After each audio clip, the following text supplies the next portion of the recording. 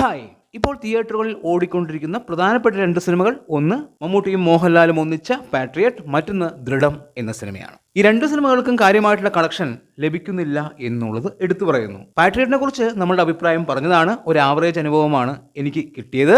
പക്ഷെ സിനിമ കനത്ത പരാജയമാണ് ഇപ്പോൾ സംഭവിച്ചിരിക്കുന്നത്. കാര്യമായിട്ടുള്ള കളക്ഷൻ സിനിമയ്ക്ക് കയറുന്നില്ല. അതുപോലെ ദൃഢം എന്നെ സംബന്ധിച്ച് ഒരു മികച്ച സിനിമയാണ്.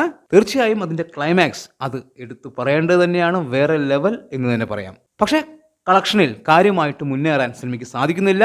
ഒരു മികച്ച സിനിമയെ ഒരിക്കലും പരാജയപ്പെടുത്തരുത് എന്നുള്ളതാണ് എല്ലാവരോടും നമുക്ക് പറയാനുള്ളത്.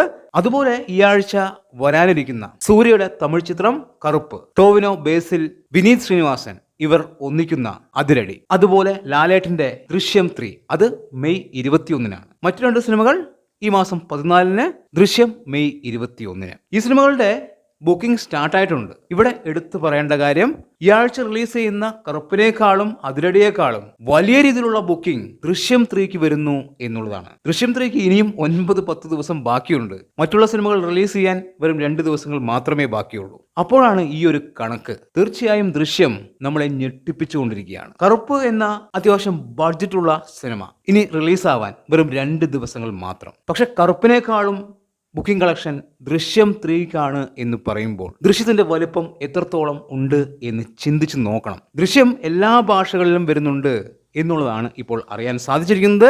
അതിന്റെ എല്ലാം ബുക്കിംഗ് അടുത്ത് തന്നെ സ്റ്റാർട്ടാവും. അതിരടിക്ക് മണിക്കൂർ ടിക്കറ്റ് വിൽപ്പന കാണിക്കുന്നില്ല. 24 മണിക്കൂർ ടിക്കറ്റ് വിൽപ്പന മാത്രമാണ് അതിരടിക്ക് ഇപ്പോൾ ബുക്ക് മൈ ഷോയിൽ കാണിക്കുന്നത്. കറുപ്പിന് മണിക്കൂർ ടിക്കറ്റ് വിൽപ്പന കാണിക്കുന്നുണ്ട്.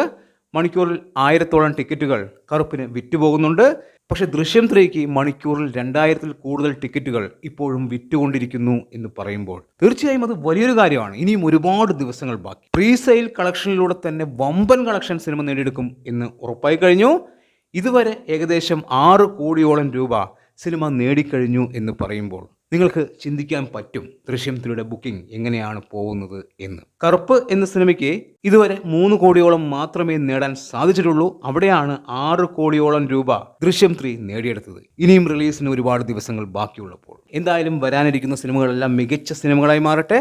വമ്പൻ കളക്ഷൻ സിനിമകൾ നേടിയെടുക്കട്ടെ. അപ്പോൾ അത്രേ ഉള്ളൂ. പുതിയ വീഡിയോയുമായി കാണുന്നവരെ ബൈ.